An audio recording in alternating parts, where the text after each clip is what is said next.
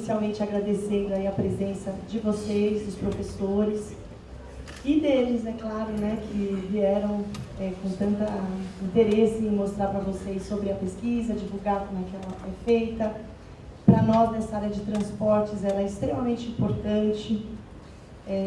Foi, assim, até curioso, né, porque eu vou apresentar, em primeiro lugar, a coordenadora da pesquisa. Olha que importante que vocês são. A coordenadora da pesquisa veio para cá acompanhar vocês na palestra, que é a estatística Emília Hiroi.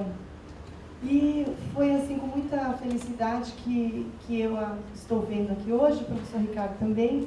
Vocês sabem que a gente trabalha na área de mobilidade, transportes, desde a graduação, mestrado, doutorado, e ela nos deu muito apoio nas nossas pesquisas. Para vocês verem que a Companhia do Metrô sempre tem informações imprescindíveis para quem atua na área de estudar os transportes metropolitanos. Então, ficamos muito felizes de recebê-la, coordenadora estatística Emília Hiroi, e o nosso palestrante, que é o arquiteto Luiz Antônio Cortes Ferreira, que veio acompanhado do arquiteto André Mazzucato, que compõe aí toda essa equipe. Eu vou falar um pouquinho da sua carreira, engenheiro Luiz. Ele é arquiteto urbanista, formado pela FAO-USP, especialista em planejamento de transportes urbanos, Tóquio, Japão, 2000, e especialista em gestão ambiental, Osaka, Japão, 2006. Trabalha no metrô de São Paulo desde 1986, onde atualmente exerce o cargo de gerente de planejamento, integração e viabilidade de transportes metropolitanos, área responsável pela realização das pesquisas Origem e Destino, subordinada à Diretoria de Planejamento e Expansão dos Transportes Metropolitanos. Ele foi coordenador de Relações Institucionais na Secretaria de Estado de Transportes Metropolitanos e, depois de ocupar diversas posições nas áreas de obras, planejamentos e meio ambiente do metrô de São Paulo. No terceiro setor, é coordenador executivo da ILATES, Iniciativa Latino-Americana para o Transporte Sustentável, e foi vice-presidente e diretor da AEAMESP, Associação dos Engenheiros e Arquitetos do Metrô. Foi durante 5 anos conselheiro do CONSEMA, Conselho Estadual do Meio Ambiente, e membro do Comitê Gestor da Política Estadual de Mudanças Climáticas. Atualmente é conselheiro titular eleito do CAU-USP, que é o Conselho de Arquitetura e Urbanismo de São Paulo. Foi instrutor do World Bank Institute e possui extensa experiência como palestrante nas áreas de mobilidade, sustentabilidade, arquitetura e planejamento urbano. Então temos aí uma noite começando com o prestígio aí do pessoal, do engenheiro Luiz, que vai falar. Então eu chamo, por favor, então, engenheiro. Obrigado. Desculpa, arquiteto, falou tanto de engenheiro. Arquiteto, eu ia... Desculpe. Não tem problema nenhum, boa noite. Eu tenho aqui, olha. Tá bom, obrigado. Boa noite, pessoal. Boa noite. Estou muito alegre de estar aqui, de ter essa oportunidade de fazer a apresentação da pesquisa OD para vocês. Tenho que agradecer especialmente à professora doutora Flávia Ulian, porque foi através dela que nós fizemos esse contato e pudemos estar aqui, e também ao professor Edgar Queretti, que é o coordenador, pelo convite e por essa oportunidade. Vamos falar um pouquinho aqui sobre a pesquisa OD e vou aproveitar também para comentar, falar um pouco sobre planejamento de transportes e por que a pesquisa é importante, como é que a gente usa, de certa maneira, a pesquisa dentro do metrô de São Paulo. A pesquisa é uma pesquisa que é realizada a cada 10 anos pelo metrô de São Paulo, já... Não, tudo bem. E ela é, para nós, da área de planejamento de transportes, uma informação indispensável. Não dá para imaginar conseguir trabalhar o planejamento de transportes, especialmente aqui na região metropolitana de São Paulo, do jeito que é tão complexa, sem os resultados dessa série histórica da pesquisa Origem e Destino. Ela tem sido, ao longo desses 50 anos, desde 1967, uma fonte muito confiável de informação que nos permitiu acompanhar o desenvolvimento não só da parte de mobilidade de São Paulo, da região metropolitana, mas de todo o desenvolvimento da região metropolitana, do uso e ocupação do solo, da alocação de empregos e todas as informações que a gente obtém lá. E é para nós do metrô e para quem trabalha especificamente com planejamento de transportes um insumo essencial para permitir os estudos de demanda, para permitir alimentar os modelos de simulação de demanda. Claro que dá para trabalhar projetos de transporte inferindo a demanda futura, tal, mas você começa a trabalhar com margens de erro, às vezes inaceitáveis. Com a pesquisa OD e os modelos de simulação que a gente adota no metrô, a gente consegue trabalhar com margens de erro muito mais razoáveis e, com isso, otimizar os investimentos e otimizar os projetos. Vocês devem estar curiosos a respeito do cachorrinho, então já vou falar do cachorrinho logo de cara. Esse aí é o Bento, é o mascote da pesquisa Origem e Destino 2017, que nós escolhemos como uma forma de atrair a atenção das pessoas no material de comunicação, porque a gente tem um recurso bastante limitado para fazer a divulgação da pesquisa, então a gente está aqui falando disso, conta com o apoio de vocês na divulgação, mas a gente precisa, no meio dessa parafernália toda de comunicação que vive hoje em dia, ter algo que chame um pouquinho a atenção. Então o Bento, como é muito simpático, eu não sei se as pessoas leem o que está embaixo, mas pelo menos olhar para ele, eu tenho certeza que todo mundo olha. E a mensagem que ele traz é a mensagem de receba bem o pesquisador e a partir daí a gente constrói. A gente tem uns filminhos rodando na TV Minuto, eu não sei se vocês já tiveram a oportunidade de ver, porque a gente nota hoje no metrô que está todo mundo olhando para o celular, não para a TV Minuto, então eu estou meio preocupado se o filminho está funcionando bem. Mas de qualquer forma a gente tem alguns filminhos, são sempre filmes de 15 segundos, muito rápidos, né? Esse aqui já entra um pouquinho mais no tema da pesquisa, e a gente vai depois substituir por outros, conforme for avançando a campanha de divulgação. O fato, como eu disse, são 50 anos, desde 67, a Companhia do Metrô, de fato, foi fundada em 68.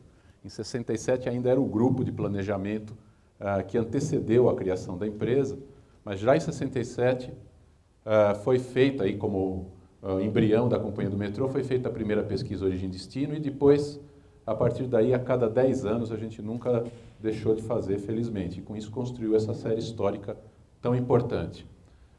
Além disso, em 2002 e 2012, nós fizemos também uma pesquisa com uma amostra bem menor, que é uma pesquisa que a gente chama de pesquisa de mobilidade, para aferir se as tendências ao longo desses 10 anos, que é um período muito longo na dinâmica da região metropolitana, se as tendências estavam se mantendo ou não. Então, a partir de 2002, nós começamos a fazer essa pesquisa intermediária. Mas ela não é uma aferição da OD, ela não substitui a OD, na realidade ela não tem um grau de qualidade na resposta suficiente para alimentar os modelos de simulação, mas ela nos permite ver se as coisas estão evoluindo da maneira que estava imaginada. Aqui, para vocês entenderem a evolução da área da pesquisa, essa parte amarela mais no meio foi a área pesquisada lá em 1967, depois um pouco mais escuro em ocre ali, a área de 77, e desde 1987 que a gente cobre todo o território de todos os 39 municípios da região metropolitana, quer dizer, já cobre o território todo. E essa mancha tem a ver também com o que era a mancha urbanizada, a mancha edificada da região metropolitana de São Paulo, lá em 67. Esse mapinha aqui, em vermelho são as divisas de município e em verde as divisas das zonas OD. A zona origem e destino ela é determinada com base em estudos socioeconômicos, em estudos urbanísticos e em critérios, óbvio, que tem a ver com transporte também, mas ela sempre tem limites, as zonas sempre estão limitadas nos limites administrativos, então no limite de município ou no limite dos distritos, no caso do município de São Paulo, e ela sempre contém inteiramente os setores censitários. Não tem nenhum limite de zona OD que divida um setor censitário ao meio. Sempre acompanha os setores censitários do IBGE. Com isso, nos permite fazer cruzamentos com as informações do IBGE, que tem lá algumas questões, algumas respostas, vamos dizer assim, que a gente não tem na pesquisa OD. Então, do cruzamento do censo com as pesquisas também de PNAD, as outras pesquisas do IBGE, com a pesquisa OD, a gente consegue ter trabalhos muito mais ricos em termos de resultado, em termos de análise da evolução e da dinâmica da região metropolitana. Agora, em 2017, nós estamos trabalhando com 517 zonas OD, que elas permitem a modelagem e garantem a representatividade estatística dessas simulações. Mas o importante é notar o seguinte, vocês vejam que a zona OD ela vai ficando cada vez menor onde tem mais concentração de viagens. Em algumas situações, municípios extremos aqui, onde não existe nenhum plano de nova ferrovia, de nova linha de metrô, né, seja trem metropolitano ou metrô em vista, a gente tem como zona D o próprio município, né, a área inteira do município. E conforme vai chegando aqui no centro de São Paulo, subdividindo cada vez mais. Essa subdivisão, essa quantidade de 517 zonas é um equilíbrio entre a nossa necessidade para planejar a rede sobre trilhos e o custo da pesquisa, né? Quanto mais eu divido, mais eu multiplico a amostra, mais cara vai ficando a pesquisa. É claro que se eu fosse planejador de sistema de ônibus, eu ia querer ter uma zona OD que calhasse para cada ponto de ônibus. Ia ser o sonho, né, do planejador de sistema ônibus. Não é o caso aqui. Muitas vezes os pontos de ônibus, muitos deles caem dentro de uma mesma zona OD. Mas o que a gente procura é que cada estação de metrô esteja dentro de uma única estação por zona OD. Então, à medida que a gente vai expandindo a rede, a gente também vai subdividindo as antigas zonas, criando novas zonas da divisão de zonas anteriores. Então, vejam aqui a região de Guarulhos, que a gente aumentou bastante a quantidade de zonas aqui, e aqui na região oeste, Taboão, Cotia, Osasco, onde tem projetos de linhas de metrô em andamento.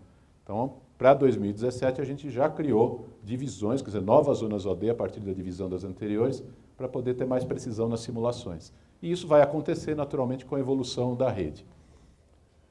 A tabela certamente está difícil de vocês lerem pela distância, mas isso aqui é a evolução da pesquisa OD em termos de municípios. Começou com 15 municípios lá em 67, até os 39 a partir de 87, com 206 zonas OD em 67, também 517 já, e uma amostra de 20 mil domicílios. Hoje nós chegamos já a uma amostra de 32 mil domicílios válidos. Aqui, nas pesquisas de mobilidade, para vocês conseguirem comparar, em 2012 foram 6 mil domicílios, perdão, em 2002, e em 2012 foram 8 mil domicílios. Então veja que é uma amostra bem menor, né? 8 contra 32 mil, o que a gente faz? A gente agrega as zonas OD, trabalha com uma amostra menor, mas consegue ver a evolução. Isso aqui é o começo de uma tabela que contém, de forma muito resumida, os resultados dessas 5 pesquisas que a gente fez até agora e mais as de mobilidade. E eu simplifiquei a tabela. Então, isso aqui é São Paulo, em 1967, os principais resultados da pesquisa OD. Tinha 7,1 milhões de habitantes em 67, na região metropolitana, 7,2 milhões de viagens motorizadas dia, distribuídas 68% em modos coletivos e só 32% em modos individuais, em automóveis e motos. Motos naquela época praticamente zero, né? E a frota de automóveis de posse das famílias, aqui não inclui automóvel de frota de empresa, mas é aquilo que a família tem no começo do dia para tomar uma decisão se usa o carro, se usa o transporte coletivo. A posse de automóvel pelas famílias. São Paulo tinha uma frota de 493 mil automóveis lá em 1967. Essa foto aí, isso é a capa do primeiro número da revista Quatro Rodas. Todo mundo conhece a revista Quatro Rodas, né? Uma publicação tradicional aí que cobre a indústria automobilística.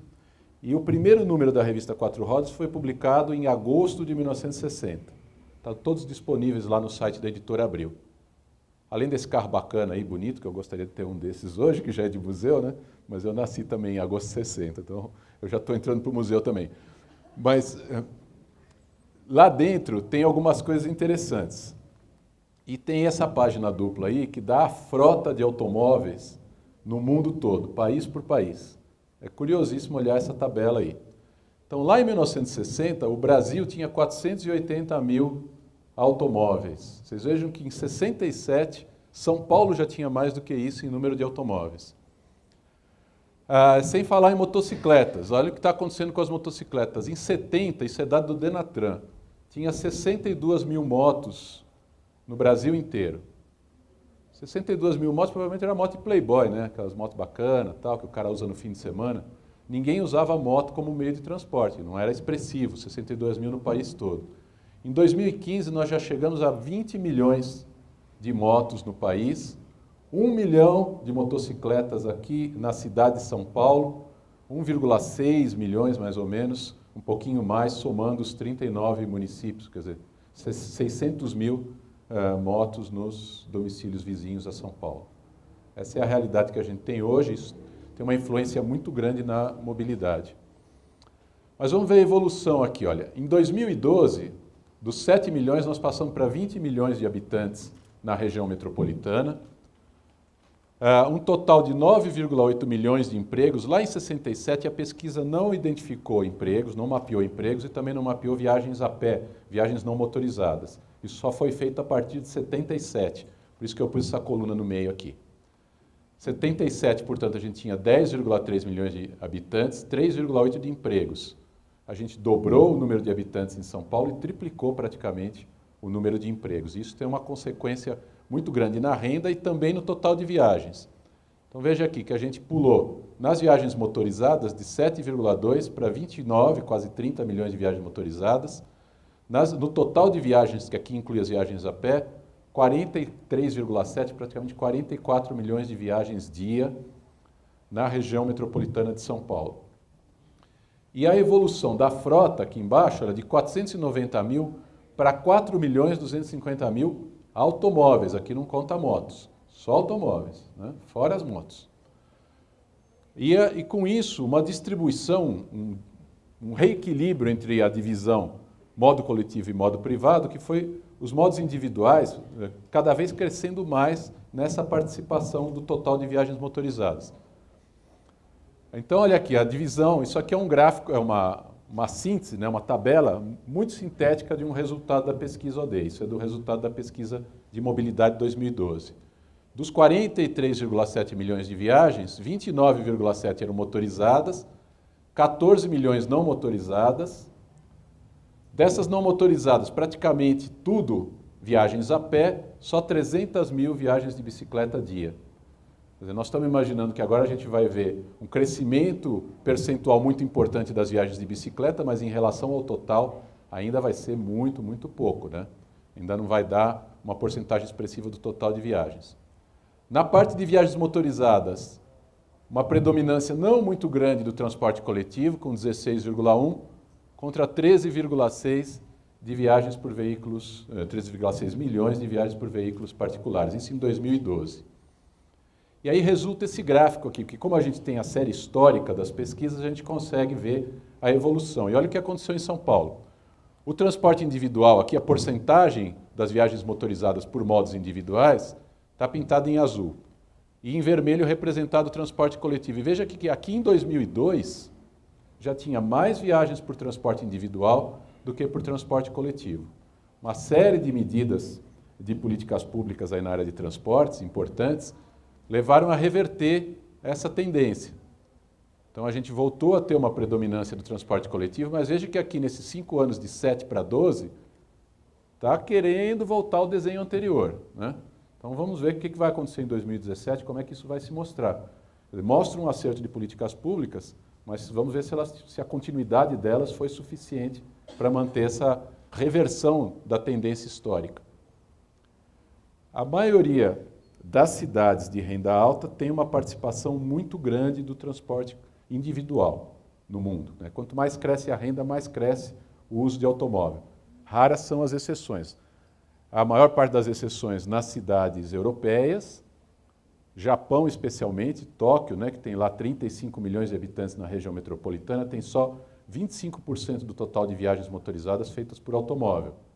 Mas uma rede de transporte público fantástica e uma série de medidas que inibem o uso do automóvel também. Também não é fácil o camarada usar um automóvel, ter um automóvel e usar um automóvel lá no Japão, especialmente em Tóquio e em Osaka.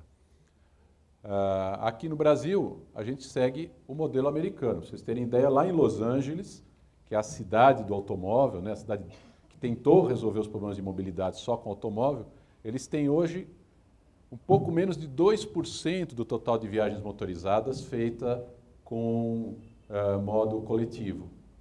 Tem praticamente 98, alguma coisinha de viagens por automóvel.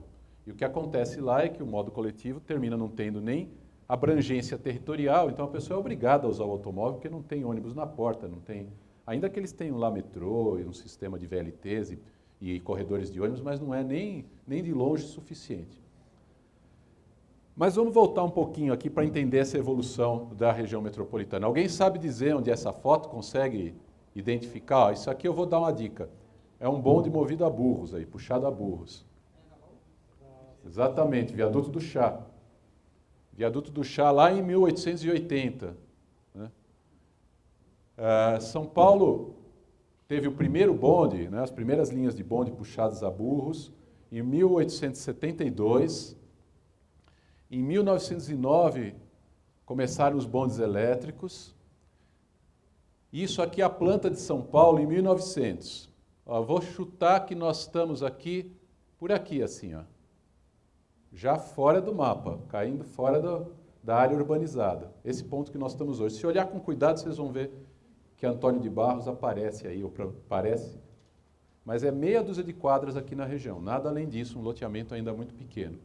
Tá? Aqui está o Alto da Penha, lá, e o centro está por aqui. Esse meandro todo aqui é o Rio Tietê, antes de ter sido canalizado. E essa é uma tabela da evolução da população de São Paulo. São Paulo, que tinha, em 1872, 31.300 habitantes, quase 31.400, já cresceu em 18 anos 106%, de 1890 para 1900 cresceu 270% a população. Isso são dados de censos, diversos censos que foram sendo realizados. Depois, em 1920, portanto, em 20 anos, cresceu 141%. Em 40 já tinha 1.300.000 habitantes, outro crescimento de 129%. As taxas foram ficando um pouquinho menores, mas lá em 1970, de novo em 10 anos, um crescimento superior a 100% na população. 113% de crescimento entre 60 e 70 na região, perdão, na cidade de São Paulo. E depois 43% de 70 para 80. Essa fase foi a fase em que houve a grande migração do campo para as cidades no Brasil. Foi quando a população brasileira deixou de ser rural, passou a ser uma população urbana. E aqui em São Paulo, especialmente, a década de 80, corresponde à década da criação das grandes favelas, dos grandes assentamentos irregulares. Né? Porque foi quando houve, de fato, até um processo de expulsão do campo, à medida que a produção agrícola foi se industrializando, os colonos, o pessoal que trabalhava no campo, se viu forçado a buscar as cidades e vieram bater aqui em São Paulo, que era onde naquela época tinha muita oportunidade de emprego, portanto atraía as pessoas. Daqui para frente a gente começou a ter taxas menores, quer dizer, de 90 para 2000, 8,2%, 7,8%, 7,1%, quer dizer, a gente está a taxas mais sensatas, vamos dizer assim, ainda que sejam elevadas, mas elas se distribuem de maneira muito irregular no território da região metropolitana. Então isso aqui é um mapa um pouquinho fora de foco da evolução da mancha urbana. Mas esse azul escuro aqui até 1914, o outro tom de azul até 1950, 1949. Então veja que no fim da guerra, um pouquinho depois do fim da Segunda Guerra Mundial, a mancha urbanizada de São Paulo era isso aqui. Com cuidado na impressão grande do mapa, a gente consegue achar o centrinho de Mogi, o centrinho de Osasco, o centrinho de um ou outro município vizinho, que já era expressivo, mas não é uma manchinha no mapa. Depois o verde vai até 1974. O amarelinho já é de 75 a 80 e tudo que está escuro, avermelhado, amarronzado, é a partir de 1980. O que aconteceu? A população se espalhou por todo o território da região metropolitana. E isso, do ponto de vista de prover infraestrutura, e transporte público é uma delas, ou transporte em geral, mobilidade é uma infraestrutura, é uma tragédia, né? Porque você tem uma área muito maior para cobrir, para oferecer a mesma qualidade que você oferece numa região adensada, com um investimento muito menor e com um custo de operação muito menor. Então, oferecer transporte para uma coroa tão distante do centro assim, e ainda por cima numa característica de ter que levar todo mundo para o centro onde estão os empregos, é muito difícil. E o pior, o que a gente está vendo hoje é a macrometrópole se formando como uma expansão da região metropolitana de São Paulo. Então, o mesmo fenômeno está se repetindo e agora já não é mais a população de baixa renda que busca a periferia, mas é a classe média que vai morar nos loteamentos ao longo das rodovias e aí cria todo aquele congestionamento nas rodovias, porque é onde é possível morar a um preço ainda razoável, né? Morar dentro de São Paulo, na região central de São Paulo, é muito caro. Claro que o transporte coloca um ônus enorme no orçamento familiar. Então, as famílias terminam, às vezes, até voltando a morar em São Paulo, porque ninguém aguenta não só o desconforto, mas também o peso no orçamento de morar em loteamentos que terminam sendo baseados totalmente em automóvel. Para qualquer atividade do dia, você tem que pegar o automóvel, todo mundo da família. E essa é a situação de São Paulo. O transporte e o uso do solo são funções totalmente interdependentes. O sistema de transportes determina a facilidade de acesso para uma dada região, a facilidade de acesso, por sua vez, determina o valor dos imóveis, tem uma influência muito grande no valor dos imóveis, no uso e ocupação do solo, e o valor dos imóveis determina a localização das atividades. E num país com as dificuldades que a gente tem econômicas, com uma discrepância de renda muito grande na população, o que acontece? A população termina majoritariamente indo buscar onde a moradia é mais barata, que as regiões de pior condição de acesso. Então a gente está sempre correndo atrás da demanda, que está mudando para cada vez mais longe, para poder ter condição de moradia. E esse é um drama que a gente vive aqui na região metropolitana. Padrão de expansão, áreas habitacionais nas áreas periféricas e os empregos continuam concentrados na região central. E o resultado disso é uma sobrecarga enorme dos serviços de transporte nos movimentos pendulares entre casa e trabalho, que continuam acontecendo. Esse gráfico aqui é a densidade populacional por zona OD. Né? Cada pedacinho desse aí é uma zona OD, lá de 1997. Quanto mais escuro, mais roxinho, maior a densidade. Isso é a densidade populacional de São Paulo. A Praça da Sé está aqui assim, ó, tá? E olha o que aconteceu de 97 para 2007. Veja o que aconteceu. Onde é que aumentou? Onde é que apareceu um monte de roxinhos e de vermelhos?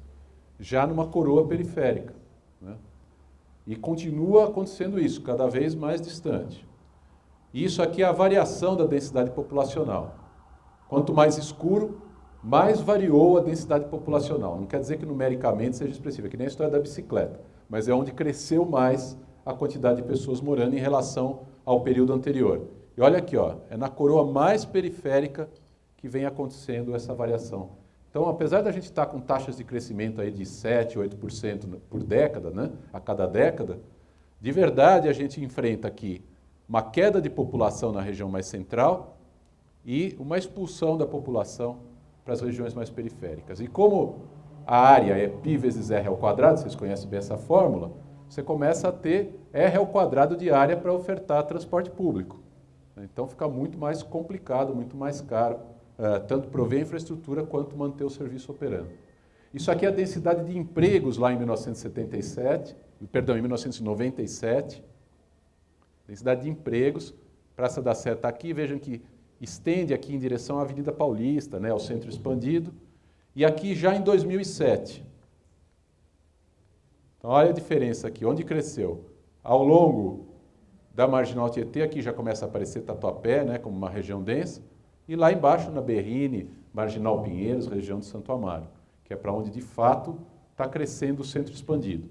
E chama a atenção aqui já um crescimento em direção ao Osasco e depois Barueri, que a gente está imaginando que vai aparecer agora em 2017. Quer dizer, no eixo que é da Marginal Tietê, Lapa, né, Lapa, Marginal Tietê, e depois vai lá para Tamboré e Alphaville, onde hoje em dia tem muito emprego, e a gente nota isso nos congestionamentos lá na Castelo Branco. Mas o resultado dessa ocupação do solo irracional é uma saturação dos sistemas de transporte e um aumento dos impactos, né? Poluição, tempo de viagem, gastos, acidentes de trânsito, tudo aquilo que a gente conhece, são os cavaleiros do apocalipse da mobilidade, aí, né? Tudo que faz mal tanto à economia quanto à saúde, e atrapalha o desenvolvimento. E aí a gente muitas vezes ouve assim, mas se o metrô, se a rede tivesse crescido como cresceu a Cidade do México, né? Que afinal de contas são duas redes de metrô, começaram a ser implantadas na mesma época, e a Cidade do México tem hoje mais de 200 quilômetros de rede de metrô. Mas a gente esquece que já há 25 anos o governo do Estado, a União, né, o governo federal, passou para o governo do Estado de São Paulo os trens de subúrbio. Então, o governo do estado recebeu, há 25 anos atrás, um sistema de trens de subúrbio totalmente sucateado. E vem, ao longo desses 25 anos, fazendo uma série de investimentos para melhorar aquilo que é a CPTM, né, que passou a se chamar CPTM, que era a junção de todos os antigos sistemas de subúrbio. Era a Central do Brasil, era o sistema da Santos Jundiaí, da antiga Sorocabana, que depois juntou em CBTU naquilo que era federal e na FEPASA naquilo que era estadual, e depois juntou em CPTM. Então, dessa junção, começou a haver uma série de investimentos, e eu acho que todo mundo reconhece que mudou já da água para o vinho, ainda que possa não ter um padrão exatamente igual ao padrão do metrô, o padrão da CPTM, na maioria das linhas, com algumas exceções, é bastante bom, é excepcionalmente bom.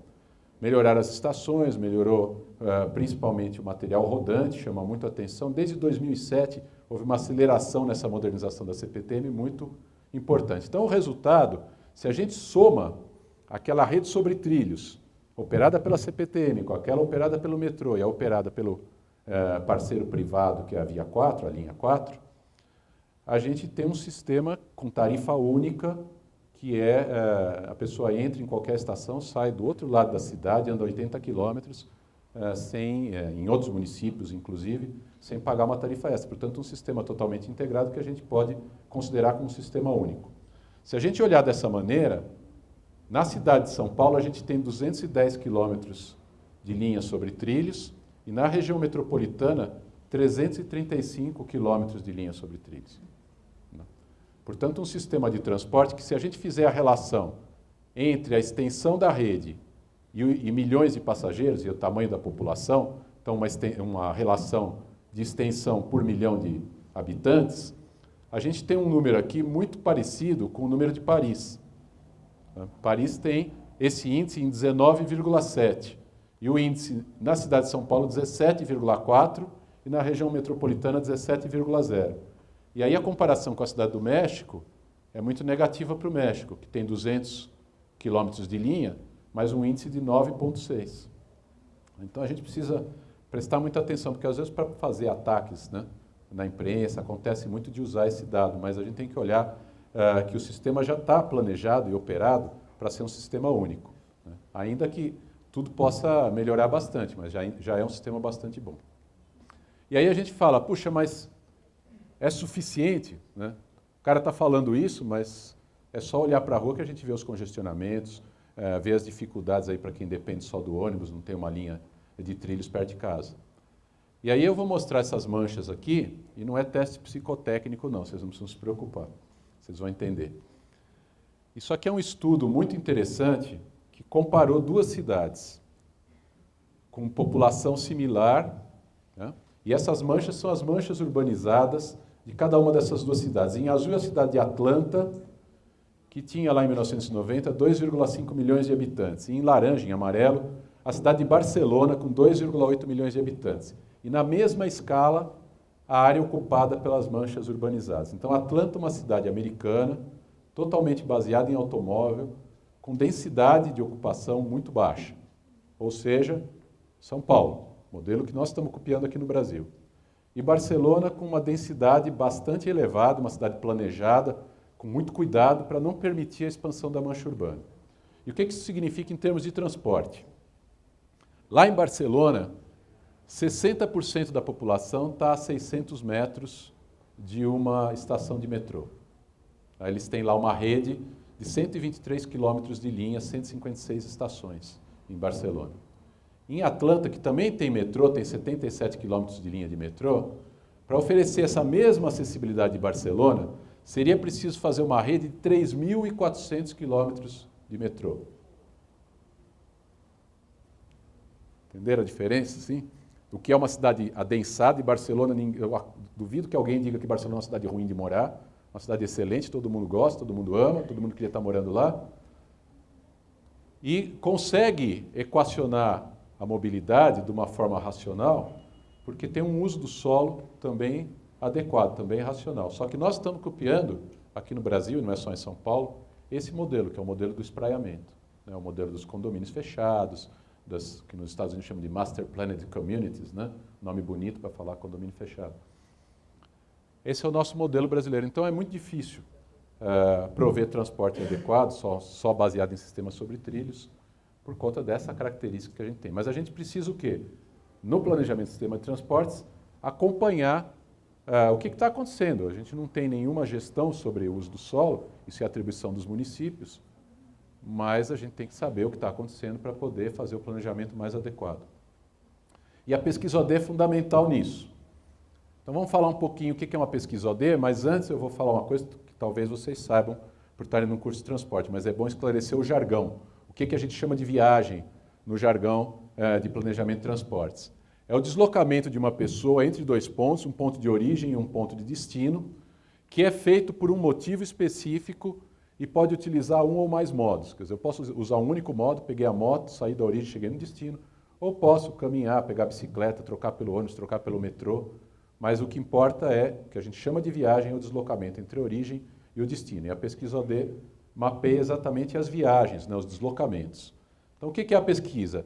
Ela é uma pesquisa domiciliar, ou seja, ela é aplicada só nas residências das pessoas, não tem pesquisa com transeunte, com pessoas na estação do metrô e tal. Existe uma certa confusão entre pesquisa origem e destino e pesquisa embarque e desembarque, depois eu vou falar um pouco mais a respeito. Mas a OD é uma pesquisa domiciliar. E ela investiga 3 questões básicas. As viagens, sempre no nosso caso aqui de São Paulo, perguntando as viagens que a família realizou na véspera, no dia anterior, que tem que ser um dia útil. Então, as viagens, a origem e o destino de todos os deslocamentos, os modos que foram utilizados, como essas viagens foram feitas, né? Se foi de automóvel, de ônibus, de uma combinação de modos, e os motivos das viagens. Qual foi o motivo de cada uma dessas viagens? Para trabalho, para estudo, para lazer, para saúde, compra, seja lá o que for. E essa é a pergunta essencial de qualquer pesquisa OD. Viagem, modo, motivo, né? Conseguir mapear adequadamente. E ela é uma pesquisa domiciliar por amostra estratificada, por zona de interesse de tráfego, e ela tem um questionário complexo que é aplicado a todos os moradores de cada domicílio pesquisado, inclusive crianças em idade escolar. Se a criança não tiver idade suficiente para responder, os responsáveis respondem pela criança, mas preferencialmente a própria criança responde para o entrevistador, para o pesquisador. Quero falar uma coisa importante aqui e vou pedir a vocês que, tendo a oportunidade, espalhem essa informação. Divulguem, né, disseminem essa informação. Que é a questão da confidencialidade e da segurança em receber o pesquisador. Essa é a maior barreira que a gente enfrenta. Para fazer os 32 mil domicílios válidos, a gente visita mais de 60 mil, mais do dobro de domicílios. E esse ano está acontecendo, estamos mais ou menos nessa taxa. Metade dos domicílios rejeitam a pesquisa. Ou não quer atender, ou atende e depois abandona, quer dizer, uma pessoa responde, o pesquisador marca de voltar mais tarde, a pessoa que chega mais tarde fala, não vou responder, está maluco, vou dar todos os detalhes da minha família, porque é uma pesquisa que investiga, no fundo, a rotina de cada família. Então, o primeiro ponto, o metrô garante a confidencialidade de todas as respostas. Garante isso por todo um esquema de segurança, em que todos os dados recolhidos são criptografados. A pesquisa é feita por um sistema baseado em web, com tablets, o pesquisador chega com um tablet. O que ele anotar ali, no momento em que ele encerra o questionário antes de sair da residência, nesse momento isso ali não tem mais como ter acesso. Só quem tem acesso, através do servidor central, é que vai conseguir ver os resultados de cada um dos questionários, e isso é só a nossa equipe que faz o gerenciamento da pesquisa. Depois disso, quando a gente fecha a etapa de campo da pesquisa, é feita a expansão dos dados. Quer dizer, aqueles resultados da amostra são expandidos para representar o total da população de cada zona OD. E nesse momento, desaparece qualquer informação individual. Não tem mais como identificar, porque já os questionários desaparecem, né? Passa a ser o resultado daquela zona OD. Principalmente, os cuidados todos, que enquanto a gente fazia as pesquisas com questionário em papel, ainda podia um dos questionários se perder, cair em mãos erradas. Mas nesse caso não. Como está tudo transmitido de forma criptografada, armazenado de forma criptografada, não tem como ter acesso. A outra coisa são as medidas de segurança em relação a não chegar na porta de casa um pesquisador falso, né, um mau elemento qualquer, se fazendo passar por pesquisador para ter acesso à residência. E quero deixar claro o seguinte, O pesquisador não precisa entrar na residência, ele não precisa sentar na sala lá, cruzar as pernas todo folgadão, não. A pesquisa pode ser feita, pode ser respondida no portão, no térreo do prédio, não tem qualquer dificuldade. Achar que o cara não deve entrar, ele pode ser atendido no portão mesmo, não tem problema nenhum.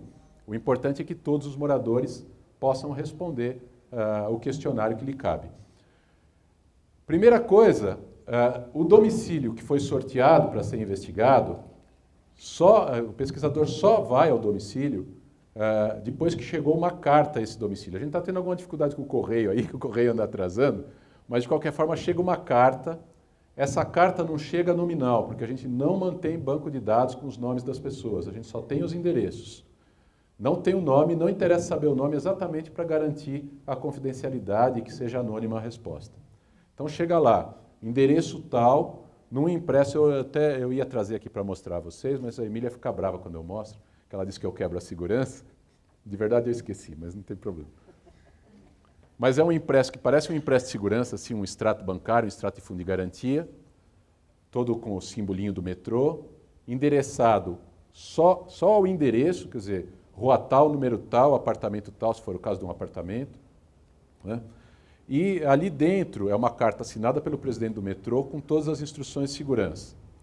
Então ela diz certinho como deve fazer, tem uma senha, o pesquisador que se apresenta na porta, quando ele confirma no tablet que ele está na porta do endereço, e isso é verificado por GPS, aparece essa senha. Então você tem, antes de receber o pesquisador, fala, me diga qual é a senha que está aí, e veja se bate com a carta, né? Bate com a carta, tudo bem. E também ali tem um número 0800, não é telefone que começa com 9, não, é um 0800, da central exclusiva do pesquisado. Só quem é pesquisado e recebe essa carta que recebe esse número, não é aquela central de atendimento geral para prestar informações à população em geral. Então essa central 0800 permite agendar a data da visita do pesquisador, a data e o horário, e também permite esclarecer dúvidas e conferir se aquela pessoa que está ali na porta deveria estar lá e é a pessoa certa. Então, ficou na dúvida, na hora que o pesquisador se apresenta, liga para a central e diz, ó, tem um fulano aqui, qual é o nome dele? Ah, tem que estar aí, é o fulano de tal, nome tal, RG tal. Então, além da senha, tem esse outro layer de segurança, que é a central de atendimento exclusiva. Ela funciona em todos os horários que os pesquisadores vão estar em campo, então não vai ter problema de não conseguir ligar, ninguém vai se apresentar, claro, de madrugada. Fora isso, tem o 0800 do metrô. Se vocês receberem a carta e duvidarem da veracidade da carta, liga para o 0800 de informações, que eles vão ser capazes de confirmar a veracidade. Aqui no verso do folhetinho que vocês receberam, tem essa central 0800 de informações gerais, que é o 0800 77 07722. Depois eu vou deixar no final aqui. Então, eu quero esclarecer bem essas questões de segurança, porque elas são muito importantes. Com isso, a pessoa fica tranquila de deixar o pesquisador entrar. O pesquisador vai estar identificado com um uniforme, com um crachá, se bem que isso é uma segurança menor, né? Porque ele pode ter sido roubado. Mas, de qualquer forma, se não tiver uniformizado, se não tiver crachá, com o colete da pesquisa, então é uma coisa para ficar em dúvida. E ele precisa ter o tablet em mãos e ser capaz de responder a senha. Qualquer problema, é só ligar para o 0800 e avisar. Muitas vezes até eles transferem a ligação para algum de nós, lá para a Emília, para a Jane, que não está aqui agora, para responder qualquer dúvida. E depois da entrevista, para uma parcela dos domicílios, vai voltar alguém para confirmar se o pesquisador fez corretamente a pesquisa ou para completar alguma informação que ficou faltando, alguma coisa que não ficou muito coerente. Então pode acontecer do pesquisado de novo receber uma visita, que é a do supervisor, que vai fazer a verificação de veracidade da pesquisa. Tá? Às vezes, se a pessoa concordar em dar um número de telefone, isso pode ser feito até por telefone mesmo. Se não quiser dar o telefone, não tem problema nenhum, não é obrigado, não tem nenhuma obrigação. Vamos lá. A pesquisa domiciliar de 2017, como eu disse, são 32 mil domicílios. Nós estamos estimando aí um total de cerca de 103 mil pessoas entrevistadas, pela média, né, de moradores por domicílio aqui em São Paulo, na região metropolitana. 517 zonas OD e esse uso desse sistema baseado em web, com uma arquitetura baseada em web com tablets. A gente pergunta os dados do domicílio da família de cada um dos residentes, então idade, gênero, escolaridade, renda, a renda é individual para compor a renda da família, e a ocupação de cada um, né? O que faz, ou se não faz, não importa. Essas perguntas são importantes e confere essas perguntas através daquelas perguntas do Critério Brasil, né? Se tem geladeira, se tem isso, se tem aquilo, porque informação de renda, muitas vezes a pessoa termina não declarando corretamente. A gente sabe que acontece isso, quem trabalha com pesquisa sabe bem disso. Então o Critério Brasil é usado para controlar, para ver se a resposta está mais ou menos dentro da lógica. Depois os endereços de trabalho e de escola, endereço certinho, tanto faz se é trabalho formal ou informal, né? Se a pessoa está registrada ou não, se trabalho de camelô, seja lá o que for, não tem problema. Respondendo isso, o interessante é que a pesquisa OD é a única pesquisa na região metropolitana, e acredito que até vale para o país todo essa informação, é a única pesquisa que tem os endereços de trabalho informal. Em outras pesquisas, sabe-se o endereço formal, às vezes com algum erro, porque quando a pesquisa é baseada em informação que é fornecida pela empresa, oficialmente pela empresa, às vezes o endereço de trabalho do cara está no CNPJ, na matriz da empresa, quando na realidade ele trabalha em outro lugar. Aqui não, a gente sabe exatamente os endereços de trabalho, a concentração. Oba, obrigado. A concentração dos endereços de trabalho pela cidade toda. E, por fim, os dados de viagem, das viagens, dos deslocamentos realizados no dia anterior. Motivo, modo, horário, tempo que demorou. Esse tempo é a percepção da pessoa, naturalmente. E o tempo exato, se foram 31 ou 32 minutos, não faz diferença. Importa que a pessoa, ao tomar a decisão de usar o caminho A ou B, o modo A ou B, ela tomou com base na percepção de tempo. Eu vou por aqui, porque é mais rápido, porque é melhor, porque é mais vantajoso. Então, a precisão aqui não é tão importante. O importante é o que a pessoa declara, porque é aquilo que ela tem como percepção. As fases. A gente tem uma primeira fase longa, difícil, que é a fase de planejamento, que inclui as etapas de contratação. Você sabe como é contratar serviços através de empresas públicas, sempre dá um trabalho danado, né? Fazer as licitações. Essa fase a gente já superou. Nós estamos agora na fase de campo, em que os pesquisadores estão nas ruas, né? Estão visitando os domicílios, e, ao mesmo tempo, a gente tem o monitoramento dessa etapa de campo. Então, a nossa equipe de gerenciamento, com o apoio de uma empresa contratada, faz o monitoramento daquilo que os institutos de pesquisa estão realizando, vamos fazendo o acompanhamento, fazendo a gestão, para garantir a qualidade dos dados e também para garantir que a produção seja feita no tempo adequado, que os contratos sejam cumpridos. Então, tem um lado de gestão e tem um lado que, para nós, é o que a gente cuida mais, assim, está mais atento, que é da qualidade dos resultados. Depois disso, e também praticamente ao mesmo tempo hoje, com esse sistema web, a gente vai montando o banco de dados. Concluída a etapa de campo, fez toda a repescagem, alguma amostra que ficou faltando complementar numa zona OD e tal. Concluído isso, a gente fecha o banco de dados, faz a limpeza do banco de dados e parte para a etapa final, que é a etapa da expansão dos dados, né? E dessa aplicação dos fatores de expansão resulta a matriz origem-destino, que é uma matriz que, nesse caso, vai ser de 517 linhas por 517 colunas, contendo em cada cédula todas as informações daquela viagem entre par de zona OD, entre a zona OD X e a zona OD Y, e todas as informações do perfil socioeconômico das pessoas que responderam, das pessoas que realizaram essas viagens. Então, muitas vezes a gente mostra uma síntese dos resultados da OD, que é uma tabulação muito simplista, muito agregada. Mas quem quiser fazer qualquer tipo de pesquisa detalhada, de investigar um único segmento, uma única região da cidade, ou o comportamento, por exemplo, o que acontece com mulheres de uma certa faixa de renda que moram na região tal, você consegue fazer esse tipo de cruzamento com o resultado que está lá dentro da matriz OD. Então é muito interessante e muito útil para pesquisas acadêmicas e para toda a parte de definição de políticas públicas. Também é muito usado na área privada, no setor privado, principalmente para estudos comerciais. Mas a pesquisa domiciliar, que eu falei até agora, investiga as viagens internas da região metropolitana.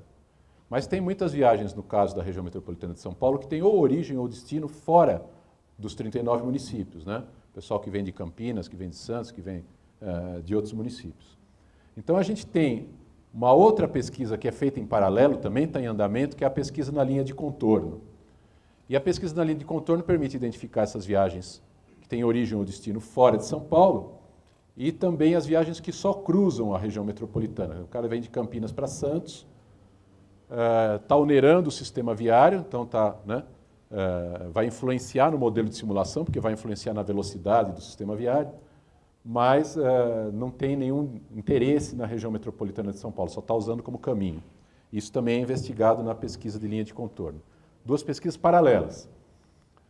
Contagens classificadas, a primeira coisa que é feita na pesquisa de linha de contorno são contagens classificadas e depois uma entrevista com uma amostra em cada uma das rodovias. Nós estamos trabalhando esse ano com 21 postos de pesquisa nas principais rodovias que entram na região metropolitana, em locais selecionados com o apoio da Polícia Rodoviária, tanto militar quanto Polícia Rodoviária Federal, para permitir, depois que faz a contagem, às vezes até já simultaneamente, parar os veículos e fazer as entrevistas. A contagem é uma contagem classificada, que significa que a gente conta por tipo de veículo, os caminhões, inclusive, por número de eixos. Tá? E aí, com o apoio da Polícia Militar, vai parando os veículos e aplicando as entrevistas a todos os ocupantes do veículo. Então não é domiciliar, porque não teria como ir identificar a moradia da pessoa, mas termina pegando todo esse resultado. E aí, complementando a pesquisa na linha de contorno, tem aqui fotos já do pessoal em campo, a gente faz uma pesquisa também nos terminais rodoviários, nos 3 terminais rodoviários de São Paulo, já foi feito isso no mês de junho, nos aeroportos de Congonhas e Guarulhos, e ainda temos por fazer junto às estações de metrô que tem muito fluxo de fretados que vem de fora da região metropolitana. Essa ainda vai ser feita nos próximos dias, também como parte da linha de contorno. E no caso dos aeroportos, como eles são considerados zonas OD especiais, a gente entrevista também os funcionários do aeroporto, o pessoal que está indo, não só o passageiro do avião ou alguém que foi levar passageiro, mas também os funcionários, porque ele tem lá no modelo de simulação uma característica especial. Nas atividades de campo, como eu já disse, contagem classificada, dos 21 postos de pesquisa, entrevistas com uma amostra selecionada, entrevistas nos aeroportos, terminais e fretados, e também, nesse caso, um sistema completamente independente da domiciliar, mas também baseado em tablets com arquitetura web, também registrando tudo em tempo real. Para que serve a pesquisa OD? A mobilidade atual, ela permite quantificar e caracterizar o padrão de viagens, fornece subsídios para planejar a mobilidade futura e alimenta os modelos de simulação de demanda que vão permitir simular o futuro. Então, ela serve para entender como as coisas acontecem e para alimentar o planejamento futuro. Também é usada muito pelo pessoal de planejamento urbano, quer dizer, uma fonte muito rica de informações para planejador urbano, para análises de mercado, análise de uso do solo, estudos de mercado, quer dizer, tanto a parte de assentamento comercial como decisões relativas a empreendimentos imobiliários, usa muito os dados da pesquisa. E, como eu disse, simular o futuro não só para nós, mas para outros setores aí que usam os resultados. A gente classifica, nos relatórios síntese que vocês vão encontrar lá no site do metrô, a gente classifica as viagens por modo principal. Então, se a pessoa usou 2 modos, 3 modos combinados, essa viagem é tabulada na síntese como uma viagem pelo modo de maior capacidade. Então, tem aqui nos motorizados, na ordem de importância, metrô, trem metropolitano, ônibus, veículo escolar e ônibus fretado. No individual, auto, moto, táxi e o táxi convencional, e está em vermelho aí agora, uma novidade de 2017, o que a gente eufemisticamente aqui está chamando de táxi não convencional, que são aqueles sistemas por aplicativos. Eu não quis pôr Uber aqui para não fazer propaganda, mas no fundo é similares a isso. A gente está chamando aí de não convencional. No fundo é os sistemas Cabify, Uber, coisa assim, que é uma novidade que entrou. Provavelmente ainda não é significativo em termos do total de viagens, mas é um número que já merece ser pesquisado. E no não motorizado, bicicleta e similares e outros, e viagens a pé. Aqui com uma característica que as viagens a pé, por motivo trabalho ou escola, são computadas todas as viagens, não importa a distância. Para outros modos, a gente despreza aquelas viagens mais curtas. Tá? Então, a gente só considera viagens para outros motivos, viagens a pé para outros motivos, quando elas passam de 10 minutos de caminhada, de tempo de duração. Isso porque, às vezes, a pessoa sai daqui, vai no vizinho, vai aqui, volta e daria uma nuvem de viagens que, do ponto de vista do metrô, de quem faz o planejamento da rede do metrô, não tem interesse. Para quem lida com calçadas, para quem lida com outras coisas, certamente seria muito interessante. Mas a gente não tem tabulado isso. O resultado disso, como eu disse, é uma matriz origem-destino. Aqui é só uma pequena amostra, um pedacinho do que seria a matriz, e dentro de cada célula, além de ter o par de viagens, tem todas as informações correspondentes a cada viagem. Mas o mais importante desse slide é isso aqui, olha. As pesquisas OD estão disponíveis, a matriz OD das pesquisas está disponível no site do metrô para fazer download, além daqueles relatórios síntese que voltam até 1967. Então, quem precisar usar a matriz para fazer qualquer tipo de trabalho, pode entrar no site do metrô e baixar isso, está lá livre para ser utilizado. Não era assim no passado, por isso que a professora relatou a dificuldade que tinha que pedir socorro lá para nós. É claro que a gente liberava, mas é muito melhor ficando disponível na internet, e isso já está há mais de 10 anos ali disponível. Né? Porque assim evita qualquer tipo de desvio. Né? A melhor coisa que a gente faz é deixar público mesmo. Sobre a amostra, sobre o plano amostral. A amostra é uma amostra estratificada por renda, porque a renda é a variável mais correlacionada, mais importante na estratégia de viagem da família. A gente sabe que quanto maior a renda familiar, maior é o índice de mobilidade, maior é o número de viagens que as pessoas realizam por dia. Né? Cidades ricas têm índice de mobilidade aí na casa de 4, alguma coisa. Aqui nós estamos perto de 2, né? Já melhoramos muito, mas ainda tem muito para evoluir. Isso porque, claro, quanto maior a renda, a pessoa não só trabalha, passa a trabalhar e estudar, vai fazer compras, tem mais acesso à saúde, tem mais atividades ao longo do dia, e também o transporte deixa de ser um ônus no orçamento familiar, portanto não é preciso tomar tanto cuidado, não é preciso economizar viagens, vamos dizer assim.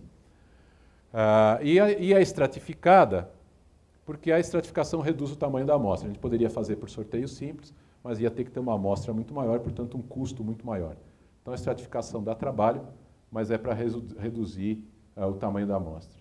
E toda a pesquisa é dimensionada para garantir a margem de erro do modelo de simulação. Isso também é muito importante, que eu vou falar em seguida sobre inovação, então precisa ter esse conceito bem claro. A pesquisa tem que ser feita de forma a alimentar os modelos de simulação que a gente tem disponíveis. O modelo de simulação que a gente usa no metrô e que se usa praticamente no mundo todo, nas grandes cidades, nas grandes regiões, é um modelo clássico de 4 etapas, tá?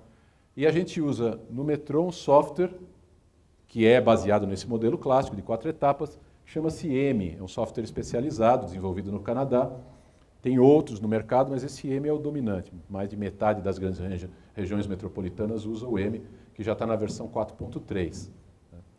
E a partir desses dados da pesquisa OD e da montagem das redes de transporte no sistema, lá no EME, a gente consegue simular a demanda de qualquer linha ou simular qualquer tipo de situação do tipo elimina uma linha, elimina uma estação, coloca uma linha a mais, a gente consegue fazer os estudos comparativos.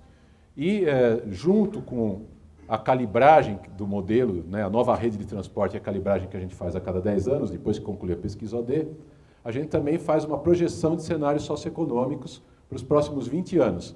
A cada 5 anos, a gente faz uma projeção, aí um exercício de futurologia, de prospectiva, para dizer, olha, aquele desenvolvimento econômico e aquele crescimento da população e dos empregos vai se distribuir desta maneira X no território. Então, na região tal vai crescer mais empregos, na região Y vai crescer menos. Ele estabelece as taxas de crescimento para os próximos 20 anos, a cada 5, que a gente chama de cenários socioeconômicos. E com isso a gente consegue fazer projeções com bastante qualidade, com uma margem de erro de mais ou menos 10% só, da demanda futura dos sistemas de metrô e de ferrovias, do sistema sobre trilhos, e com alguma também com bastante precisão do sistema ônibus. A gente só não consegue, com a divisão de zonas OD que a gente tem, dizer qual vai ser a demanda de um determinado ponto de ônibus, mas de uma certa região, sim. E aí a gente usa, aí eu não vou me estender. Mas é interessante ver, isso aqui é um gráfico de resultados já, né? A gente tira uma série de resultados da pesquisa OD. Aqui é a flutuação horária das viagens diárias motorizadas 2007 e 2012. Então, em verde 2007, em vermelho 2012. Então, vejam que as viagens motorizadas têm um comportamento. 2012 cresceu um pouco o total, mas o comportamento se manteve. Um pico da manhã, que é a viagem casa-trabalho e casa-escola. Um pico aqui na hora do almoço, que é praticamente a troca do turno escolar. O pico da tarde mais forte e o pico da noite, que é na hora que nós fomos embora aqui da faculdade, tanto empregados, né, tanto funcionários, professores, quanto estudantes, terminam provocando esse pico aí das 10h30, por aí, que quem usa o metrô nota claramente. Isso aqui é a flutuação horária das viagens totais, incluindo as viagens não motorizadas. E olha como muda completamente o gráfico. O que a gente nota aqui? Trabalho, motivo trabalho é azul, motivo educação é vermelho, e verde outros motivos. Tá? O que a gente vê? Por motivo trabalho, o pico do meio-dia é um pico pequeno. O grande pico, os grandes picos são os da manhã e da tarde, e esse outro pico aqui das 11 também aparece. No motivo escola, o pico do meio-dia dispara. Por quê? Porque como inclui viagens a pé, inclui as crianças do ensino fundamental, que muitas vezes, em grande parte, vão para a escola a pé, porque moram perto da escola. Então, aqui já pega um comportamento bem diferente entre modo motorizado e modos não motorizados. E o verde, que é outros motivos, se espalha ao longo do dia, não chega a ter um pico. Quer dizer, tem um crescimento, está mais perto da hora do almoço, é maior a quantidade, mas não chega praticamente a configurar um pico. Então, perguntar o motivo da viagem é muito importante, porque a gente, do motivo, sabe inferir qual vai ser o comportamento, a distribuição dessas viagens ao longo do dia e, com isso, estimar as viagens na hora pico. Quer dizer, não basta saber a viagem total diária, isso é importante do ponto de vista financeiro, mas do ponto de vista de planejamento do sistema, eu preciso saber na hora mais carregada, né, para poder dimensionar os projetos, para dimensionar o sistema. Então, por isso que a gente precisa ter a pesquisa com esse tanto de perguntas, não é porque nós somos bisbilhoteiros, não, é a necessidade para alimentar os sistemas de simulação. E agora, nessa parte final, vou falar sobre inovação. Se vocês olharem essa foto aí, essa foto é uma foto de um momento que sempre é comemorado nas obras, que é quando a tuneladora rompe a parede na cabeceira da estação. Então isso foi quando a tuneladora lá da linha 5 rompeu a parede da cabeceira da estação Santa Cruz. Você escava o corpo da estação, a tuneladora vem escavando o túnel, até que chega uma hora, que está a cabeça de escavação dela, que ela rompe a parede de concreto, completa aquele trecho de túnel. E é a hora da festa, né? E tradicionalmente você põe os operários ali para saírem bonitos na foto. E até pouco tempo atrás os operários estavam olhando para o fotógrafo, né? Falando, oba, vou sair na foto.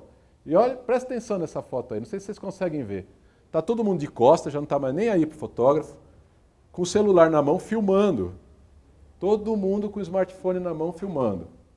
Todos. Aí você olha uma coisa dessa e fala, puxa, mas tem sentido eu continuar fazendo pesquisa OD hoje, do jeito que eu fazia 50 anos atrás?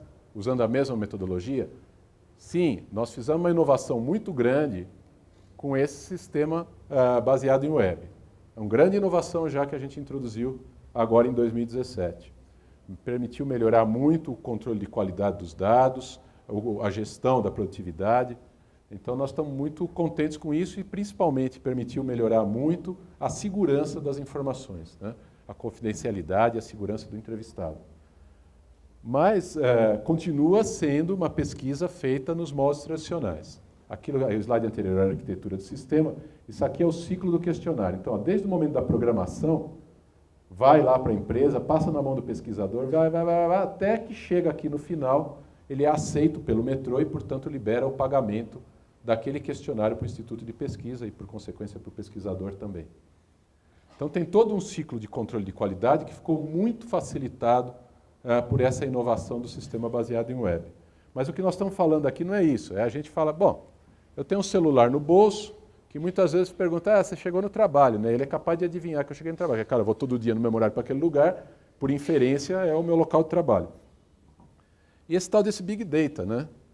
As informações do bilhete único, são as informações de Waze, que o Google tem de todos nós aqui detalhadamente, sabe exatamente, não vou falar, a marca da camisa que a gente compra, né? A marca da meia, então, sabe certinho isso porque acompanha todos os dados, acompanha os pagamentos que a gente faz, acompanha tudo. Será possível que não dá para usar isso aí para fazer as pesquisas, né? E essa é a nossa linha de investigação agora. E aí a gente estabeleceu alguns critérios. O critério por que inovar, né? O primeiro critério óbvio, mais forte, para reduzir os custos. Tá? Porque reduzindo os custos, eu posso ter um intervalo menor entre as pesquisas. Eu não preciso esperar 10 anos para fazer a próxima pesquisa. Né? Então, reduzir o custo é fundamental. Se for para custar mais caro, o segundo ponto importante é reduzir o incômodo do pesquisado e facilitar a realização. Esses dois interagem muito. Né? E, claro, semear o desenvolvimento tecnológico. O metrô não é uma empresa de tecnologia, não é um instituto de pesquisa, mas tem por tradição, tem por DNA, promover a inovação. Então, no que a gente puder ajudar o mercado a ter respostas, né, respostas melhores, que nos interessem mais, vale a pena.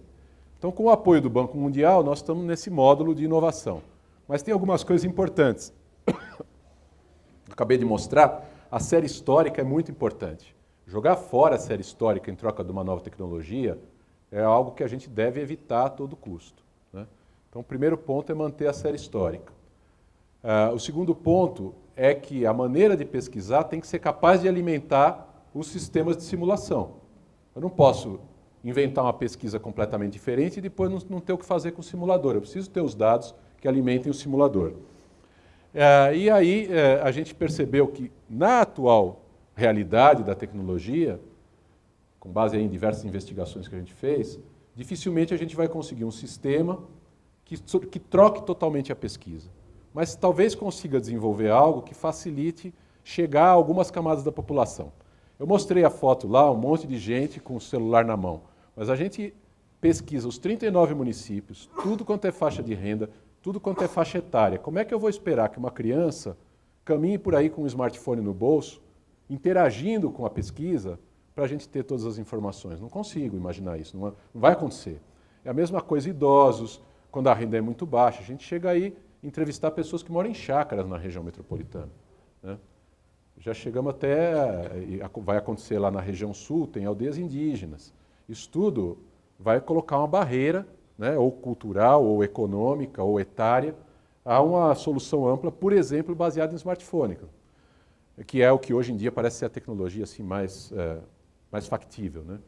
Então a gente está buscando aí caminhos para facilitar algumas faixas de renda, algumas faixas de pesquisados, e ao mesmo tempo investigar o que tem aí apontando para uma ruptura com os modelos de simulação e com esse novo modelo de simulação, vamos dizer assim, quando ele estiver disponível, qual é o tipo de pesquisa, qual é o tipo de dado que vai precisar para alimentar. A gente fez uma série de pesquisas, como vocês são aqui da área de transporte, eu quero deixar essa referência, um relatório de 2 pilotos que foram feitos em Paris.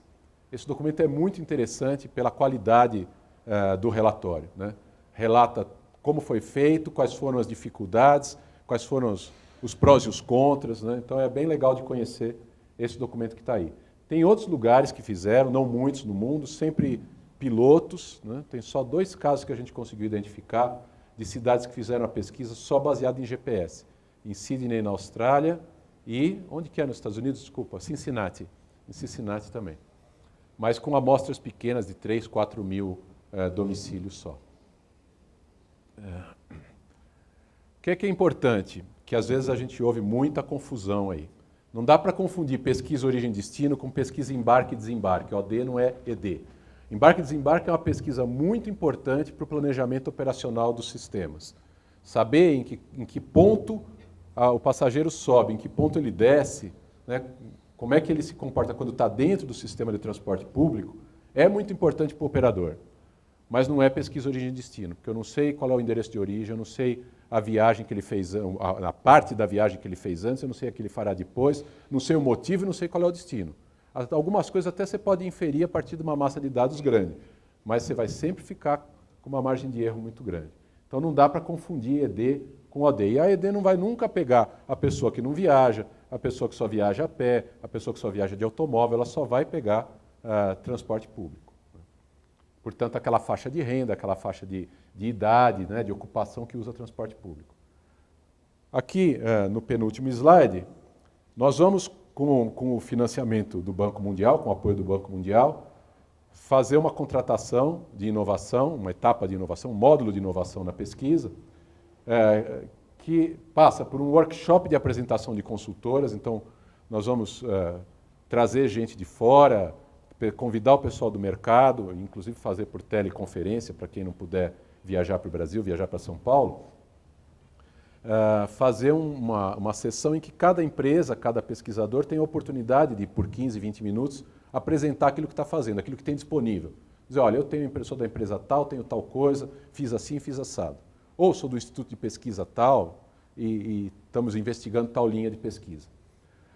Depois, a contratação de 2 empresas de consultoria para fazer uma investigação do que já existe de inovação no mundo, na parte de pesquisa domiciliar e na parte de linha de contorno.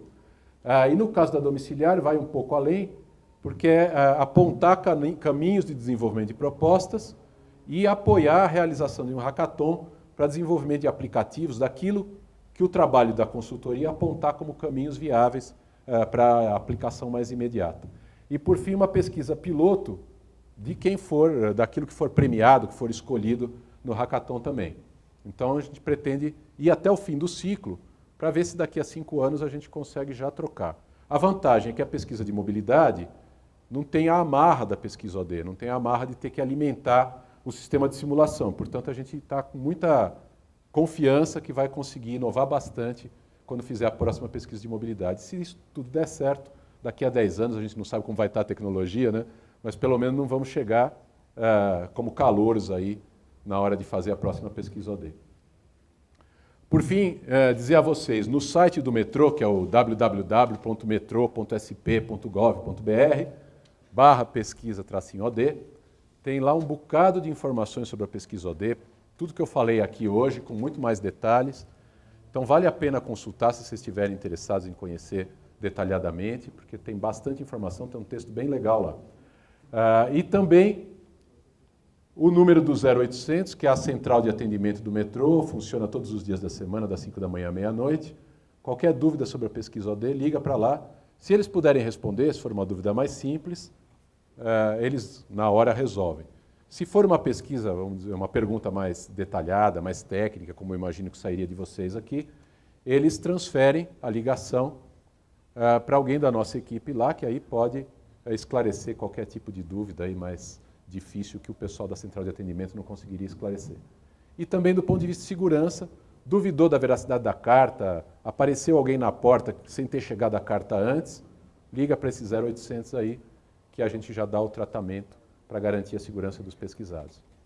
É isso, por fim, falar que o metrô, ao longo desses 50 anos, tem sido o braço técnico da Secretaria dos Transportes Metropolitanos, né? A gente faz essa pesquisa sob o comando, sob a orientação da Secretaria de Transportes Metropolitanos, a quem o metrô é uma empresa vinculada, e neste ano de 2017, graças a um financiamento do Grupo Banco Mundial, que é o que está nos permitindo, inclusive, ir além de fazer só a pesquisa, mas ter esse módulo de inovação, que não é expressivo do ponto de vista de investimento, se comparado à pesquisa, mas para nós é muito importante, nós estamos olhando com muito carinho para ele, pelo que ele reserva para o futuro. Tem aqui meu nome, meu e-mail, fiquem à vontade para entrar em contato, estamos à disposição sempre. E obrigado pela atenção, muito obrigado mesmo.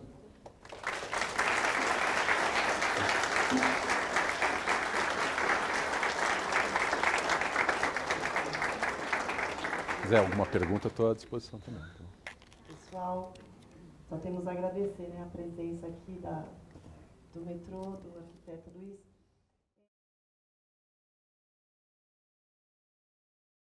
Porque agora a gente vai ter um momento das perguntas, e eu sei que nesse momento o pessoal, não vou ficar ouvindo pergunta, vou embora, né? Mas não façam isso, vocês vão perder um delicioso café que eles trouxeram pra gente. Mas eu sei que tem gente querendo fazer pergunta, aliás, algumas perguntas que me fizeram na sala de aula foi o celular, porque eu não uso. Eu falei, eu não vou responder porque o pessoal vai falar isso na palestra. E eu queria também falar que achei interessantíssima essa coisa da inovação e vocês, olha lá, gente, o que vocês podem fazer, então, pensando em trabalhar junto com essa inovação, né, o curso de Tecnologia em Transportes Terrestres, pensando também em como inovar na pesquisa, né, de mobilidade. Nós, no PCIDES, no Núcleo de Pesquisa da FATEC, estamos fazendo programação de fazer uma pesquisa de mobilidade também. Temos alunos participando, professores. E, então, já vimos que temos aí muito a aprender, não é? Mas vamos lá, pessoal. Por favor, levante, fale o curso, faça uma pergunta com a voz alta, senão eu vou ter que levar o microfone até aí, né? Você falou que vai ter um café, eles vão ficar bem quietinhos para poder ir lá pro café. Já temos um aqui. Por favor. Boa noite. Meu nome é Bruno, eu sou do curso de transporte terrestre. Como é que é feito o sorteio dos domicílios? Assim, de onde vêm esses dados? Como eles são cruzados para acontecer o sorteio? Eu pulei essa parte aqui na apresentação, tinha até uma tela com isso, mas para não ficar longo, mas eu pulei. Porque nós estamos transmitindo ao vivo, seria legal, por acaso, você repetir a pergunta. Tá bom. A pergunta dele foi como é feito o sorteio da amostra, né? Como é que são identificados esses domicílios, quais são os critérios. Uma vez definida a amostra por zona, origem e destino, essa amostra é definida já com os critérios de estratificação. E a gente usa, neste ano, né, a primeira vez que a gente está usando isso, o Cadastro Nacional para Fins Estatísticos do IBGE. Então, ali tem todos os endereços e as informações referentes ao endereço. Então, a gente seleciona tantos endereços, por sorteio, mas separando já por extrato de renda, das faixas, a gente chama de 1, 2, 3, 4 e 5, né? Renda familiar, de 0 a tanto salário mínimo e tal e qual, vai até a faixa 5. E aí a gente faz um sorteio dos endereços disponíveis nesse Cadastro Nacional para Fins Estatísticos do IBGE. Em outras pesquisas a gente fez esse sorteio de formas diferentes, né? Na última foi usando o consumo de energia elétrica, com base no cadastro das empresas de distribuição de energia elétrica. Pela faixa de consumo, a gente inferia a renda familiar, existe um paralelo, não é perfeito, mas existe, e a partir daí, então, fazia o sorteio da amostra. Esse ano a gente está adotando o cadastro para fins estatísticos do IBGE, que é mais completo, um cadastro melhor do que ficar fazendo inferências. Já houve outras situações, era por padrão, a gente fazia antes, em 67, não sei se em 77 também, 77, fazia um arrolamento dos domicílios, e pelo padrão da edificação, inferia a renda familiar e também, com base nisso, sorteava a amostra. Quer dizer, tem diversas maneiras de sortear essa amostra estratificada. O que a gente tem usado, que pôde usar agora, porque passou a ficar disponível, não era disponível no passado, é o cadastro do IBGE, que é muito mais tranquilo de ser obtido e com melhores resultados. É isso dessa maneira que a gente fez. Agora, o critério para determinar a amostra, quem pode responder melhor é a Emília, mas é um critério estatístico para representar o total da população daquela zona D. Não sei se você quer complementar, Emília. A amostra ela é estratificada por renda, porque nos setores censitários a gente tem informação. A gente trabalha por setor censitário, por faixa, e o censo de 2010 permitiu, né, a gente ter esse cadastro, eles já disponibilizaram exatamente para quem faz pesquisa ter essa informação, e o fator de expansão depois é utilizando essa informação também no cadastro. Tá bom?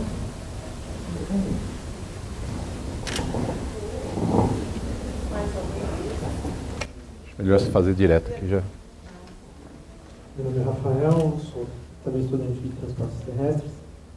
A minha dúvida é em relação ao que vocês já viram desde a primeira pesquisa e a construção consequente das linhas no passar dos anos, como foi a influência na conformação da cidade, na consolidação aí de algumas áreas, se vocês identificaram hoje, vendo esse histórico, o que tiveram de erros e acertos aí principais. E aí uma segunda pergunta em relação ao que você comentou do detalhamento aí da pesquisa, por que a SP Trans não trabalha com esses dados? Hoje a gente, nas conversas com eles sempre falam dos dados de catraca, e nunca que eles estão utilizando, e até mesmo vendo o trabalho que eles realizaram com a oficina de de redesenho da rede referencial, eles não utilizaram os dados aí das pesquisas OAB. Então, como é que esse diálogo desse pessoal de planejamento do metrô com o pessoal da SP15? Olha, no nível... Porque vocês sabem que o diálogo em níveis mais elevados oscila com o passar do tempo, né? Conforme quem está ocupando a cadeira A, a cadeira B. Mas no nível técnico a gente tem um diálogo muito próximo com eles. Eu entendo que eles usam, sim, os dados da pesquisa OAB. Tá? É que eles têm, nos dados operacionais, uma riqueza muito grande, mas eles usam sim. E às vezes até eles reclamam que a gente não faz um conjunto de zonas OAB muito maior, que poderia, como eu disse aqui, ter uma zona OAB para cada ponto de ônibus. Mas nós chegaríamos a um número aí de alguns milhares de zonas OAB se a gente fosse dividir o território dessa maneira. Não acho, assim, para nós não seria viável. Né? E como esse zoneamento é feito para o planejamento da rede sobre trilhos, da maneira como está, ele é bastante suficiente. Mas se você for prestar atenção, a gente tem uma estação de metrô a cada 800 metros, 1.000, no máximo 1.200 metros. Então, dentro de uma zona OAB, não cabem tantos pontos de ônibus assim quando você está ali na região central. Quando você vai para a periferia, sim, porque elas são muito grandes. Vocês viram o mapa, né, que concentra bem na região central. Mas na zona que interessa mais, que é onde tem a grande concentração de viagens, você não vai ter tantos pontos de ônibus assim caindo dentro de uma mesma zona OAB. E aí eles conseguem trabalhar uma coisa que a gente chama de subzona, que não tem a mesma representatividade estatística, mas permite fazer uma simulação de como é que vão se distribuir os passageiros daquela zona, do ponto A, ponto B, ponto C, ponto D, que possa ter ali dentro da zona. Porque, claro que eles sabem que num determinado ponto de ônibus passam as linhas X que atendem os pares de zona D tais, e no outro passam outras linhas. Né? Se você tem a mesma linha de ônibus passando em dois pontos, tanto faz, a diferença para efeito de planejamento da rede não vai ser importante. Então, eles trabalham, eu acredito que eles trabalham sim, talvez não deem tanto destaque por essa dificuldade, né, de usar para fazer uma simulação muito precisa. Mas eles com certeza usam. Você quer complementar? Não, com relação à primeira parte da pergunta do histórico, dos acertos Olha, você está se referindo à pesquisa dele, propriamente, ou às simulações de demanda. Eu vou falar das simulações de demanda, acho que é interessante para entender. A gente admite nos modelos de simulação de demanda uma margem de erro de mais ou menos 10% das demandas estimadas. E a gente tem um histórico de acerto bastante grande. Eu vou usar um caso que é mais importante no sentido de acertar a demanda cravada, que implica na maneira como você remunera a concessionária, que é a linha 4 amarela. A linha 4 amarela, como vocês sabem, é uma linha que foi concessionada, a operação dela foi concessionada, e o concessionário recebe por passageiro transportado, mediante uma tarifa de remuneração, independente de qual é a tarifa que é cobrada do passageiro. Né? E, portanto, para poder fazer a modelagem econômico-financeira dessa concessão, era preciso ter informações de demanda bastante precisas. Então, lá no final dos anos 90, com base na pesquisa OD de 97 ainda, a equipe do metrô, de simulação do metrô, que está lá na nossa área, estimou quais seriam as demandas da linha 4 amarela. E como a gente trabalha com essa margem de mais ou menos 10%, se você for observar o contrato de concessão, ele foi estabelecido com bandas. Então, sempre que a demanda da linha oscilasse dentro de mais ou menos 10%, aquilo estava dentro de previsto, a remuneração por passageiro transportado era a mesma. Depois, a cada 10% acima ou abaixo, mudava a maneira de remunerar. Quer dizer, se começou a transportar 11% a mais, 15% a mais, a tarifa de remuneração por passageiro transportado cai. Então, a favor do Estado, vamos dizer assim. Se começa a não, vamos dizer, eu prometi 700 mil passageiros e não estou entregando por qualquer razão, porque errei na simulação, não importa, então começa a mostrar 500 mil, algo que está fora da margem, sobe a tarifa de remuneração. Então era uma forma de garantir o equilíbrio ao longo do tempo, independente da estimativa de demanda estar correta ou não. né, ou de ter algum fator exógeno aí que influenciasse. Você sabe que o cenário, a rede, influencia muito no resultado da simulação de demanda, no resultado da demanda de uma linha. Então a maneira de garantir isso foi essa, desse sistema de bandas, um sistema que é adotado em outros lugares do mundo, e a banda foi estabelecida em mais ou menos 10%, não é à toa, é porque é a margem de erro do modelo. Mas o que eu quero frisar é o seguinte, a demanda que lá, em 99, 2000, foi estimada, está batendo cravada hoje em dia, cravada certinho. Está certinho em cima, não está nem nos 10% para mais ou menos. Aqueles 700 e poucos mil é o que está acontecendo hoje.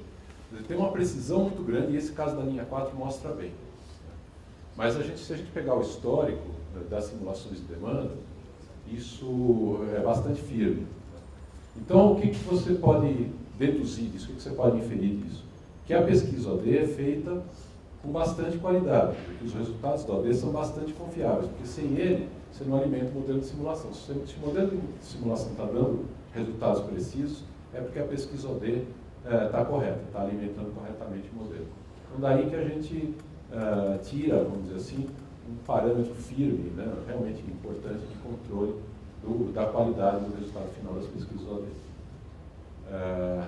Não sei se você quer complementar alguma coisa, Emílio, a respeito da maneira de produzir a pesquisa, alguma dificuldade, não sei se você quer fazer, mas em essência o que eu percebo é assim, a gente tem feito um esforço muito grande ao longo de todo o tempo para manter a pesquisa dentro dos padrões de qualidade que a gente entende necessários para ter o grau de confiança. Né?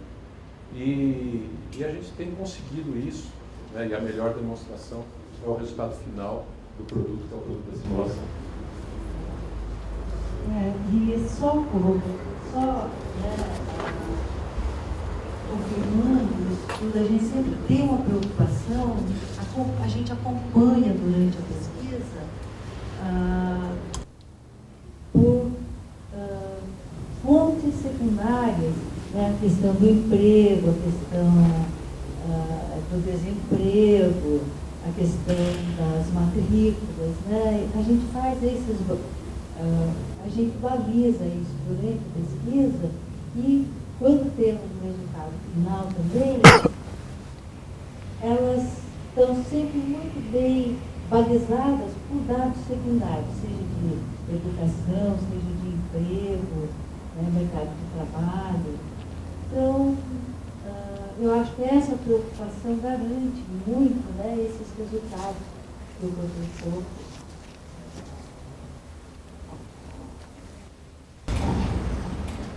Tem mais alguma?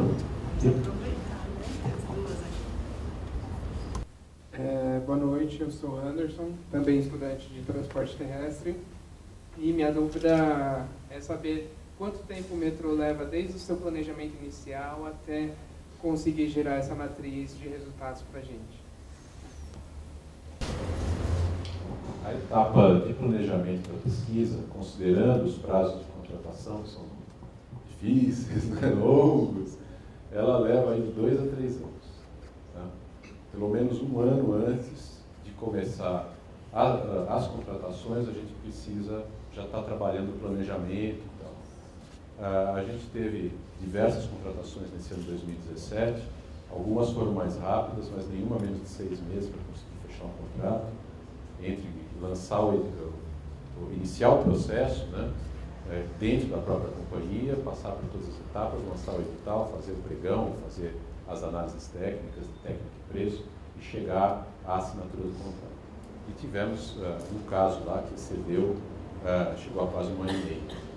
Então a gente precisa ter, pelo menos um ano antes, o ideal, começar 2 anos antes dessa etapa de contratação, portanto de 2 a 3 anos na fase de planejamento e contratação. Aí vai a campo, o campo tem que ser feito dentro do período letivo, né? Tem que ser um período típico, portanto, de março até junho, e depois de agosto até novembro. Então nós começamos a pesquisa. Em junho foi uma parte menor da linha de contorno, quer dizer, efetivamente a gente começou em agosto, 1º de agosto. Nós vamos até a primeira semana de dezembro, né? Dia 1º de dezembro é uma sexta-feira, deve ser o fim da maioria das escolas, né? Do período supletivo nas escolas. Quando muito, dependendo aí de como for o calendário escolar, a gente entra na primeira semana de dezembro. Aí a gente vai ter que interromper para fechar a amostra lá para março, abril. Né? Então, o campo mesmo demora sempre uns 6 meses, se não tiver aí nenhum problema no meio do caminho. Teve um ano que precisou interromper por algumas semanas a pesquisa por causa daquele episódio que teve do PCC, vocês devem se lembrar. Ele estava bem no meio da realização de uma pesquisa e teve que suspender. Então, não tendo nenhum terremoto, vamos dizer assim, dá para fazer a pesquisa, a parte de campo aí na casa dos 6 meses, às vezes algum rescaldo no 7º mês. Alguma amostra que falta completar, alguma coisa assim. Depois disso, tem a etapa de limpeza do banco de dados, né, de consolidação do banco de dados e a expansão dos resultados. E aí, uma etapa que a gente, de forma sintética, faz até razoavelmente rápido, que é produzir aquela primeira síntese que permite a divulgação dos resultados, que é sempre a festa, né? O dia da festa, que vai lá o secretário, o presidente do metrô, a imprensa, porque todo mundo não quer saber da pesquisa, quer ver o resultado. Né? Então, a gente está estimando que isso vai ser no 2º semestre do ano que vem, provavelmente lá para setembro, entre setembro e outubro, a gente vai ter condição de fazer esse evento de divulgação dos resultados. Claro que nós ainda estamos em setembro, né? Fechando setembro, ainda tem um bocado de pesquisa pela frente, mas se tudo correr bem, daqui a um ano a gente vai estar em condição de fazer aí a divulgação dos resultados. Então você veja que nós estamos falando de praticamente 4 anos, né, numa condição boa, entre começar o planejamento e publicar os resultados, né, e poder colocar a matriz no site, e todo mundo poder trabalhar. Então, no fundo, a gente tem uma área lá, são bem poucas pessoas, né, especialistas nisso, que não ficam parados 9 anos para trabalhar 1 ano, não. Na realidade, como a gente ainda por cima tem a pesquisa intermediária, o pessoal trabalha direto. E quando chega a época da pesquisa OD, a gente forma uma força-tarefa, porque sozinhas elas não dariam conta. Boa noite, meu nome é Celso, sou também aluno de transporte. A minha dúvida é que você comentou que é estipulado 32 mil amostras, né? No caso, a gente percebe que tem a divisão das zonas OD. Quero saber quais são os critérios para estipular essa quantidade de amostras e se cada região também tem uma quantidade diferente de amostras, porque a gente percebe que quanto mais central, as zonas são menores do que as zonas mais periféricas. Vou passar aqui para a Emília, que ela já dá a resposta precisa. Desculpa, eu estava aqui um pouco preocupada. Estava um pouco preocupada aqui, querendo saber quando que terminam as aulas aqui na faculdade. Fala bem pertinho. Para a gente saber também quando, né, que a gente faz a pausa na nossa pesquisa. Mas vamos lá. Com relação à amostra, né, são 517 zonas, muitas são vazias, tá? Onde não tem domicílio. Tem zonas vazias que são equipamentos, por exemplo. Os aeroportos, os parques, né? E isso. E as zonas também onde a densidade demográfica é muito baixa, são áreas rurais, essas também não são pesquisadas. Tá? E nas demais zonas, na maioria, onde a gente faz a amostragem, a amostra é por zona OD. E o tamanho da amostra e a estatística, ela sempre depende não do número, não da população, né, que está na zona, mas da variabilidade, da variável que você quer analisar. Então, se a zona tem uma renda maior, a variabilidade pode ser menor se ela for mais homogênea. Agora, se eu tenho as 5 faixas de renda numa zona, essa variabilidade do número de viagens por domicílio é também maior. Então, eu vou precisar de uma amostra maior. Tá? Então, na verdade, quanto menos homogênea for essa zona, mais maior é a amostra. domicílios eu vou ter que pesquisar. Tá? Então, a ideia é essa. Tá? Então, o critério é a variabilidade mesmo do número de viagens por domicílio que vai definir esse tamanho. Okay? E como a gente faz a amostra estratificada por faixa de renda, isso acaba em cada zona diminuindo o tamanho em relação à amostra casual simples, onde eu não levo em consideração essa estratificação. Tá? Só para ter uma ideia, a gente já foi verificar, né, nas pesquisas anteriores, às vezes a estratificação me diminui a amostra pela metade. Até pela metade. Aqui. Eu vou passar para ele estar mais perto e depois vocês... Meu nome é André, sou do curso de Transporte Terrestre também. E eu vi que vocês disseram que é sempre referenciado com um dia útil de pesquisa. Queria saber, e a área de lazer? Vocês nunca fazem nada referente a um final de semana, para saber como que é a mobilidade das pessoas para lazer, para cultura? A gente pesquisa o dia útil, o dia típico, porque é aquele dia onde tem a maior quantidade de viagens. Então, todo sistema de transporte tem que ser dimensionado, projetado para aquela condição extrema. E por isso que é ruim ter um sistema pendular como a gente tem. Você tem que, para 1 hora ou 1h30 de transporte das pessoas, fazer um sistema muito grande e o resto do dia ficar vazio. Da mesma maneira, a gente está interessado em obter os resultados para permitir dimensionar o sistema para aquelas situações mais carregadas, de maior uso. Naturalmente que o comportamento nos domingos é completamente diferente. A gente observa, por exemplo, na demanda do metrô, que o comportamento nos sábados de manhã é igual ao dia da semana, sábado à tarde já cai e domingo cai para metade do sábado à tarde, total de passageiros. Né? Então tem uma diferença grande e é claro que as origens e destinos também são muito diferentes. Mas do ponto de vista quem está planejando a rede e projetando a rede, nos importa mesmo saber como é a mobilidade no dia de semana, no dia típico. O fim de semana, a informação é muito mais importante para quem trabalha a parte da operação. Né? Então, vamos dizer, o sistema ônibus, que sente isso melhor do que porque o metrô é uma rede fixa, mas no sistema ônibus, se ele souber qual vai ser o comportamento da população no domingo, ele consegue planejar melhor a oferta das linhas, mas é uma questão operacional. Ele não vai mudar a rede de ônibus no domingo, fazer linhas completamente diferentes. Então não ficava maluco, né? Como é que eu ando no domingo se conhecer um mapa diferente do mapa que eu conheço durante a semana? Então você mantém as linhas e planeja a oferta com base em pesquisas que você faça especificamente para o fim de semana. Mas a pesquisa OD está sempre focada nos dias úteis, que são aqueles dias que têm maior uso do sistema, maior demanda pelo sistema. Por isso que pesquisa dia útil. Então o pesquisador vai sempre de terça-feira para frente e pode até no fim de semana fazer a visita se perguntando, referindo à sexta-feira anterior. Mas de segunda-feira não dá para fazer pesquisa perguntando no domingo, porque o domingo não é um dia típico.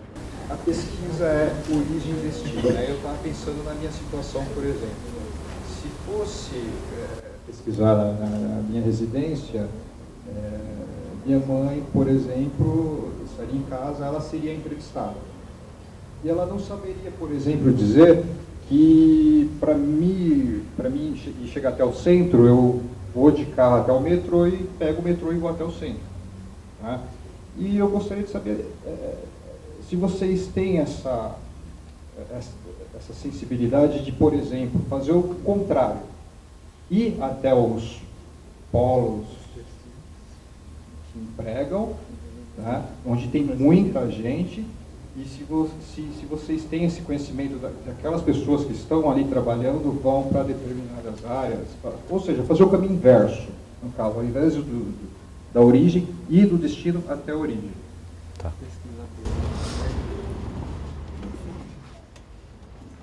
Foi ótimo que você perguntou isso, para poder esclarecer. A gente faz a pesquisa domiciliar e não nos locais de trabalho, porque no domicílio a gente consegue cobrir a população toda, inclusive aquele que não sai de casa. Né? Vamos supor que sua mãe fosse muito idosa, tivesse problema de saúde, nem saísse de casa uma vez ao ano. Você consegue mapear essa pessoa, mas você consegue identificar todo mundo. E a pesquisa é feita, isso que é bem importante entender, a pesquisa é feita entrevistando morador por morador. Tá? Não é só a mãe que responde por você, ou a mulher que responde pelo marido, ou o marido pela mulher. Por isso que a pesquisa não pode ser feita por telefone. Tá? Tem que ser feita presencialmente no domicílio. Se você vai pegar a pessoa no trabalho, você pega uma parte, mas você distorce completamente, porque você não tem como controlar quantas pessoas naquele domicílio. E o que importa é mapear a estratégia familiar, porque as famílias decidem a estratégia de viagem em conjunto. Pode não parecer, pode até não combinar, mas é isso que acontece, né?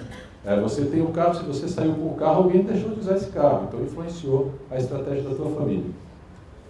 Então a pesquisa domiciliar entrevistando cada um dos moradores. Em Belo Horizonte, que eles fizeram a pesquisa recentemente, eles testaram aplicar questionários pela internet, né? A pessoa senta em frente ao computador e responde o questionário. Na ideia de que com a alta renda, faixas muito altas de renda, que tem dificuldade de ser morador de condomínio, é difícil você entrar no condomínio, né? Muito complicado, você tem muita barreira de segurança. Imaginando que pudesse ter uma boa resposta. E a conclusão deles é que, a menos que eles filmassem quem está respondendo ali, não tem como saber se a pessoa que sentou para responder é aquele que está dizendo que responde. Então perde completamente o controle da qualidade da resposta que obtém. Então é por isso que a pesquisa é feita nas residências, entrevistando todos os moradores um a um. Duro de fazer, né? O pesquisador sofre, porque ele chega se ele for só no horário de expediente normal, por exemplo, 2 da tarde, 3 da tarde, ele vai encontrar aquelas pessoas que estão desempregadas, aquelas pessoas que não trabalham, o idoso, né, o aposentado, ou quem é muito criança, não está nem na escola, mas ele não vai encontrar o grosso da população, que são os trabalhadores e os estudantes, né? E hoje em dia, cada vez mais, as duas coisas ao mesmo tempo. Então, tem que ir, pergunta quantos tem, combina quando pode voltar, muitas vezes volta no sábado, no domingo, né? Tomando cuidado para não voltar no horário do jogo, para não trabalhar. E aí, mas o pesquisador rende diversas visitas até ele conseguir fechar o que a gente chama de um questionário, que é a pesquisa completa daquele domicílio. Por isso que a gente fala que visita 60 mil para conseguir 32 mil domicílios válidos. O domicílio válido é aquele em que você conseguiu confirmar todas as entrevistas. Se uma pessoa, vamos dizer, o último que sobrou, se negar, não tiver jeito, você não conseguir, você perde aquele domicílio inteiro. Eventualmente, quando tem muita dificuldade, você trabalha o dia inteiro, vem para a faculdade, não consegue te encontrar, pode até combinar com o pesquisador ir no teu trabalho. Mas é porque você já está mais do que identificado lá na tua família, a tua família já foi entrevistada, e aí fala, ó, para você pegar ele em casa vai ser difícil, mas se você for tal hora lá no trabalho dele, você consegue conversar com ele. Aí acontece isso, não é o normal, não é a estratégia de abordagem. Primeiro você chega em casa, eventualmente você vai até atrás da pessoa para poder fechar o questionário. Mas ele está respondendo junto com os demais da família. Acho que em cima da pergunta do jovem, você chegou a comentar numa apresentação sobre a empregada doméstica que reside no trabalho. Então, não conseguiria pegar essa empregada, né?